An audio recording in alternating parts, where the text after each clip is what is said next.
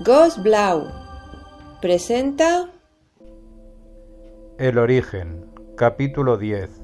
El abuelo muere. Una semana más tarde, recibí un telegrama que decía que el abuelo estaba agonizando. Me puse inmediatamente en camino, pero al llegar, el abuelo Miguel ya había fallecido. Todo el pueblo acudió al entierro. Las palabras del sacerdote, en lugar de ofrecer consuelo y esperanza, abundaban en el dolor y el sufrimiento. Desconecté mentalmente el sonido y de pronto sentí como mi cuerpo era sacudido imperceptiblemente por un prolongado estremecimiento. Cerré los ojos y de repente tuve la sensación de ver la iglesia desde muy arriba, como si el tejado hubiera desaparecido y yo me hubiera elevado varios metros por encima. Podía ver allí abajo a todo el mundo sentado en los bancos. De pronto me encontré frente a frente con una figura muy familiar. ¡Abuelo! El abuelo no hablaba, pero me sonreía. Reparé en que no iba vestido como en el féretro y parecía más joven. Sus ojos claros brillaban llenos de vida, de ilusión. Iba a preguntarle algo cuando oí claramente una voz que llamaba. Miguel, debemos irnos.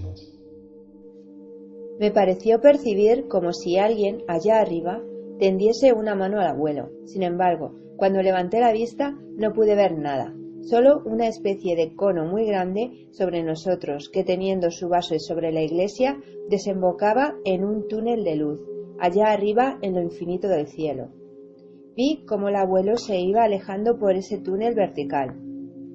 Sentí nuevamente una sacudida y abrí los ojos. Me encontraba de nuevo en la iglesia. Una sensación de paz y sosiego, como pocas veces había experimentado, se apoderó de mí. El abuelo estaba bien y además no estaba solo.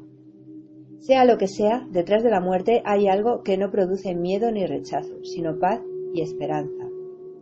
Después del funeral decidí acostarme temprano. Sin embargo, antes de retirarme, la abuela salió del despacho del abuelo con un sobre grande y blanco en las manos.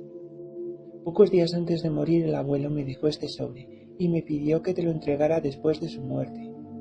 Me entregó el sobre y la abracé sorprendida. Intuí que mi futuro estaba muy relacionado con el contenido de aquel sobre. Rasgué con cuidado uno de los laterales y saqué un fajo de papeles manuscritos. Reconocí la letra del abuelo. Volví a meter la mano al darme cuenta de que aún quedaba algo dentro. Era el sensor. El primer folio era una carta del abuelo. Denotaba que había sido escrita en varias etapas, probablemente coincidiendo con momentos de mejoría física de los últimos días. Comencé a leerla.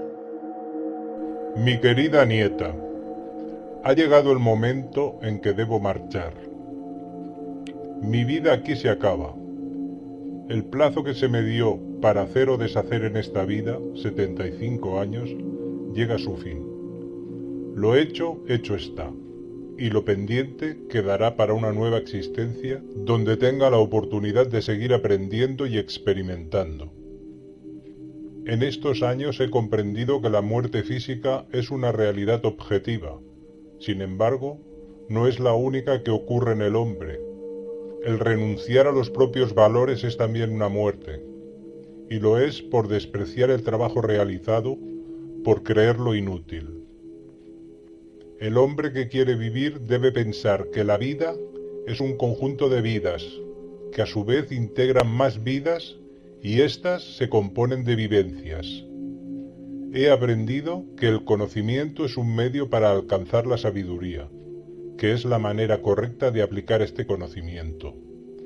Se adquiere cuando existe deseo de ello, pero solo preguntando y aplicando se logra la verdadera fuente del saber, que siempre emana y a la que se acercan los que tienen sed. El hombre del futuro en la tierra deberá ser un hombre abierto de mente, que no se quede anclado en lo conocido. Cuando el hombre se queda anclado surgen los dogmas, como necesidad de explicar su postura.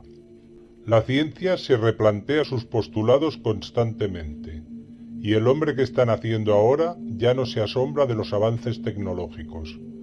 Solo el que está conforme totalmente con lo hecho, dándole un valor inamovible, se quedará anclado. el que parte de lo hecho como plataforma para mejorarlo y ampliarlo, estará en condiciones de vivir de acuerdo a su tiempo. El hombre que constantemente se replantea sus logros no está orientado al futuro, sino al pasado, pues es del pasado de quien duda. Querida nieta, en los últimos tiempos insistías mucho en que te dijese cómo se podía comunicar con los extraterrestres. Pues bien, ha llegado el momento para ti, igual que en su día llegó para mí. Al final de esta carta encontrarás la clave del contacto. Te ruego que hagas uso en conciencia de ella. No es nada complicado, sino más bien algo de constancia y perseverancia. Habrás de tener fuerza de voluntad al principio, pues los resultados primeros pueden parecerte defraudantes. Sin embargo, no cejes en el empeño. Sé por experiencia que merece la pena el esfuerzo. He de pedirte algo que ya te he dicho muchas veces. Tienes que trabajar en equipo. También por experiencia sé que solo no se puede llegar al final.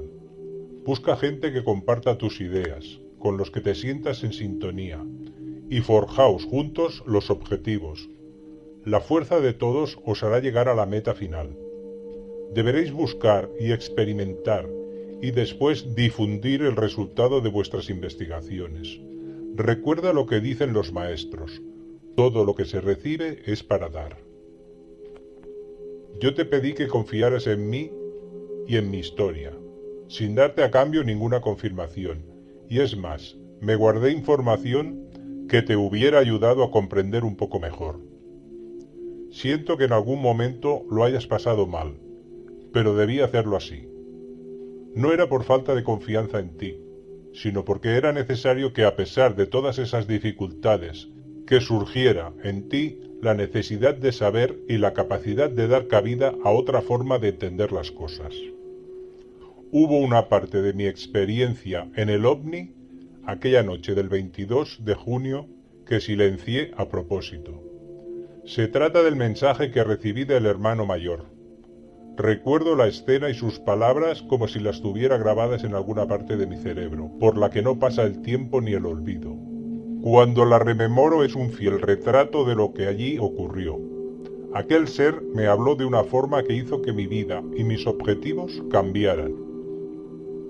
A comienzos de vuestro siglo, el Consejo de los 24 ancianos gobernadores de la galaxia se reunió ante la necesidad de elaborar un plan de ayuda al planeta Tierra. Estos maestros son responsables del equilibrio que debe reinar en el universo, y habían venido observando y analizando el proceso evolutivo de este planeta igual que el de otros muchos.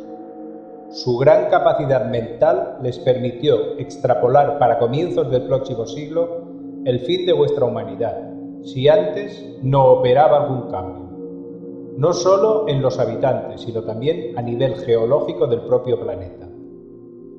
En aquella reunión se encontraban también 12 hermanos mayores, cuya presencia había sido requerida para esta misión, y a quienes dieron información sobre el futuro de la Tierra, las guerras que la asolarían, las armas nucleares y químicas, la contaminación y las luchas por el poder, que harían de ella un planeta dolorido y masacrado en un plazo no muy largo.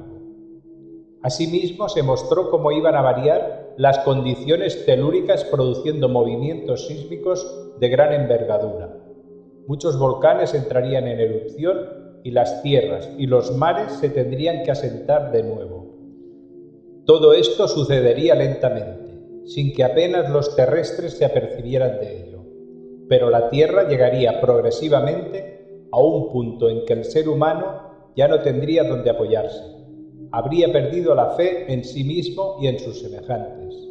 Las instituciones caerían por su base y los valores en que se asentaban la sociedad se perderían en la noche de los tiempos.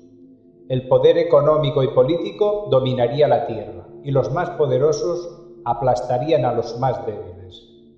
Para entonces el ser humano habría perdido el norte y la razón de ser de su existencia y no sabría dónde encontrar respuestas a tantas preguntas. Por todo ello, decidieron poner en marcha un plan general de acción con ayuda de los 12 hermanos mayores, a los que se les encomendaría una misión muy concreta: crear grupos que sirvieran de referencia a todos aquellos que buscaran la verdad en su interior. Para ello sería necesario entrar en contacto con seres humanos terrestres que estuvieran dispuestos a implicarse en esta misión.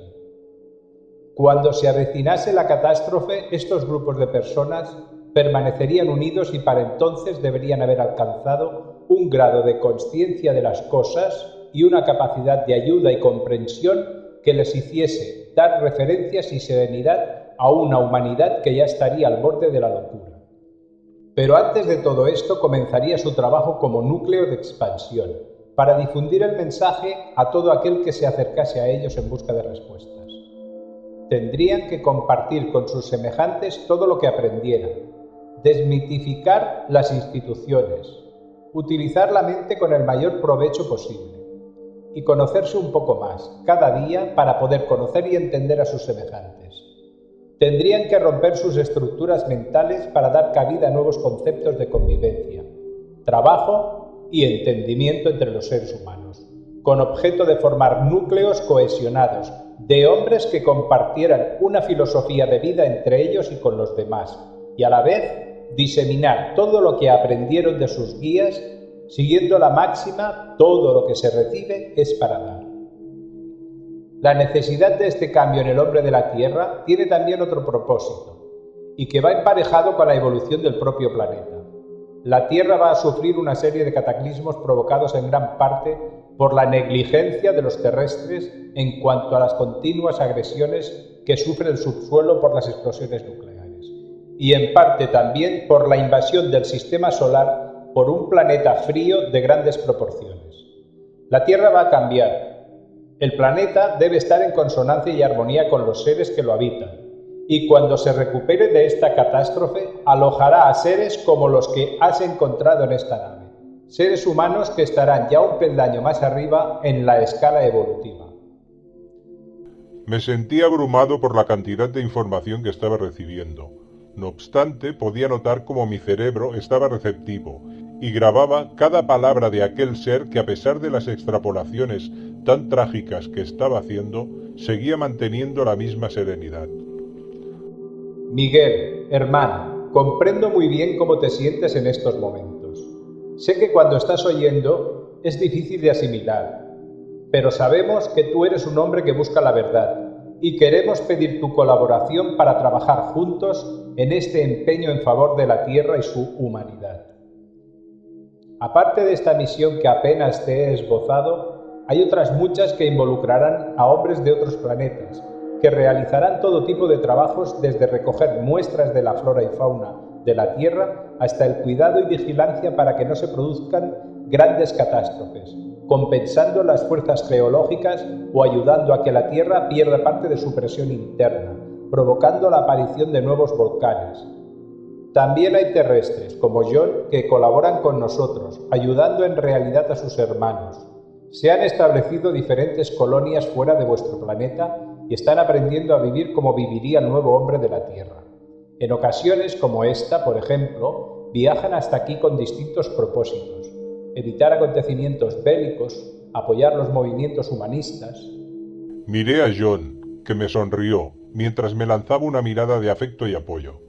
Me sentía cada vez más inquieto, estaba muy nervioso, y me parecía que no estaba comprendiendo nada de lo que me decían, que se me escapaban las cosas. Tranquilízate, nada se te pedirá que no puedas hacer. Necesitamos que vayan fraguándose grupos de hombres y mujeres en todo el planeta, que estén dispuestos a intentar la experiencia de conocer, asimilar y vivir la filosofía de vida que habéis perdido con el tiempo. Una forma de volver al origen, de reencontrar el camino descubriendo los verdaderos valores de las cosas, aprendiendo el significado de palabras como compartir, confiar, amistad, sinceridad, humildad. Todo ello entre varias personas que tendrán con el tiempo la ayuda de un guía, de un hermano mayor que les enseñará y les ayudará a andar, aunque no andará por ellos. Durante unos minutos reinó el silencio en la estancia. Todos aquellos seres tenían puestos sus ojos en mí. esperando una respuesta. Sentí como me decían que me necesitaban, que había un trabajo que debíamos hacer los terrestres y que sin nosotros, sin nuestra colaboración, no podría llevarse a cabo la misión. De pronto reaccioné y el miedo desapareció. Me di cuenta de lo que me estaban ofreciendo y sentí como se me ponía la piel de gallina. Seres superiores a mí en evolución me pedían colaborar en una misión en la que aprendería y encontraría respuestas, donde tendría la oportunidad de dar un paso adelante en el conocimiento y en la propia evolución espiritual. El proyecto se me antojaba muy ambicioso, y por si eso fuera poco estaba la implicación con los momentos que iba a atravesar la Tierra. La situación era muy grave, como para no sentir la responsabilidad sobre los hombros. Había que hacer algo, qué duda cabía. Yo no sé muy bien si voy a seros útil. Mi intención es ayudar en la medida de mis posibilidades, avisando sobre los riesgos que conlleva nuestra actitud. No obstante, no sé cómo hacerlo. Si cuento esto no me creerán. Terminé mirándole, esperando sus directrices. Pude ver la alegría reflejada en sus ojos. No te preocupes, aún no debes hablar. Dices bien, no te creerían. Y además te falta mucha información. Debes prepararte bien antes de empezar a difundir. Te entregaremos unos manuscritos que han sido dictados por uno de nuestros maestros. John ha trabajado mucho transcribiéndolos. Debes leer esa información con mucha atención, analizarla y contrastarla con tus ideas y las de los demás, aunque en principio sin descubrir su origen. Al mismo tiempo comenzarás a hacer algunos ejercicios de concentración para poder facilitar la comunicación telepática con nosotros, y podrás preguntarnos cuantas dudas te surjan. Contarás con nuestra ayuda siempre que lo pidas. Intentaremos que se abran los canales de comunicación, pero tú debes poner de tu parte para que no haya interferencias y la comunicación sea clara y puedas confiar en los mensajes recibidos. Ese es el relato que completa mi experiencia en las praderas de Corona. Solo hay una cosa más que queda pendiente. En estos tiempos de mitificación, de misterios, de enseñanzas rebuscadas y complicadas, donde surgen ideologías, sectas, filosofías que aparecen hoy y desaparecen al día siguiente, tendrás una labor importante que hacer. Debes desenmascarar esta mitificación y los manipuladores que la alimentan en todos los lugares donde vayas.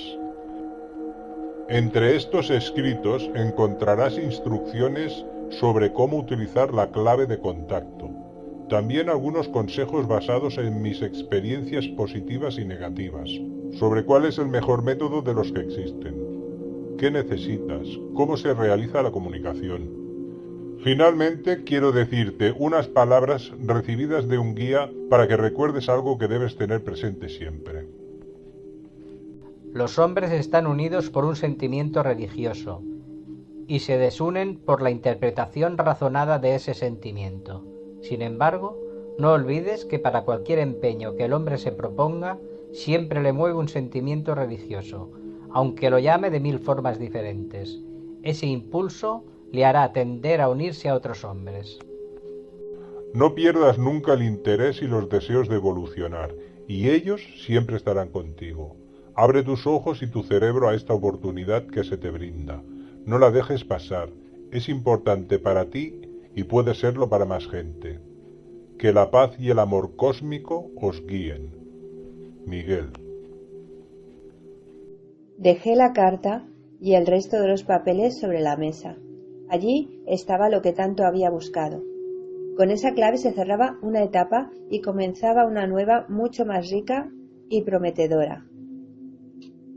Esta serie no finaliza aquí. Iremos publicando las enseñanzas de Genome con regularidad. Encontrarás los enlaces abajo, en la descripción. Todo lo que se recibe es para darlo. Agradeceríamos que compartáis este vídeo con todo el mundo y os suscribáis a este canal para poder seguir recibiendo y compartiendo información.